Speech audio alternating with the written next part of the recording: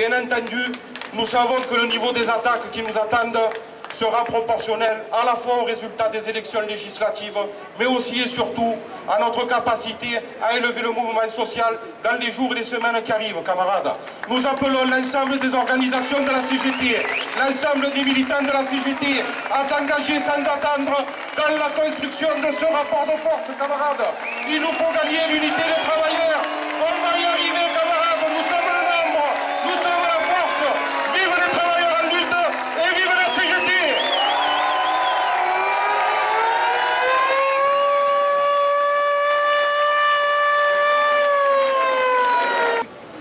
Très bientôt, malgré les mensonges et les manipulations, chacun et chacune saura que le président de la République est en réalité un pur produit du système financier capitaliste et qu'il n'a pour mission rien d'autre que de prolonger et aggraver les politiques menées par Sarkozy et Hollande au service de quelques privilégiés. Destruction du droit du travail pour soi-disant libérer les entreprises et permettre des embauches. Attaque contre le pouvoir d'achat des retraités. Attaque contre la protection sociale et son mode de financement. Suppression de l'impôt sur la fortune. Rien de neuf dans tout cela, camarades. Ces politiques, comme ceux qui les appliquent, sont vieux comme le capitalisme.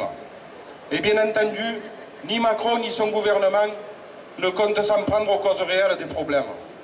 Pas un mot pour remettre en cause la mainmise de la finance sur l'économie. Pas un mot sur la responsabilité des donneurs d'ordre qui étouffent les PME, les PMI sous-traitantes en tirant les prix toujours vers le bas pour accroître leurs profits. Pas un mot sur le rôle des banques qui s'enrichissent par la spéculation au détriment de l'emploi et de nos outils de production. Pas un mot sur les centaines de milliards d'argent public offerts chaque année au grand patronat qui non seulement ne servent jamais à créer des emplois mais contribuent à la destruction de notre protection sociale et font cruellement défaut à nos services publics. Voilà ce que sont en réalité Emmanuel Macron et son gouvernement provisoire. Non, nous ne laisserons pas détruire le droit du travail.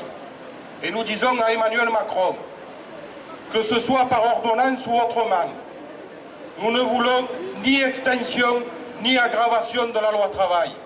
Nous exigeons son abrogation car elle ne sert ni l'emploi ni les salariés.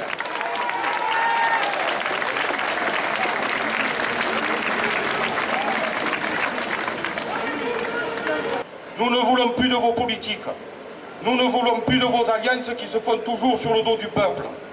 Nous ne voulons plus être pris en otage entre vos politiques antisociales et le Front National que vous contribuez à faire monter afin qu'il joue son rôle d'épouvantail, mais surtout de diviseur du monde du travail et du peuple pour mieux préserver les intérêts du grand patronat. Nous ne voulons plus de tout cela et dimanche, il faut que partout les salariés, les retraités, les chômeurs, les jeunes se rendent aux urnes et votent pour les candidats du camp progressiste afin que nous ayons à l'Assemblée des députés porteurs d'alternatives de progrès capables de résister dans l'hémicycle aux représentants du MEDEF.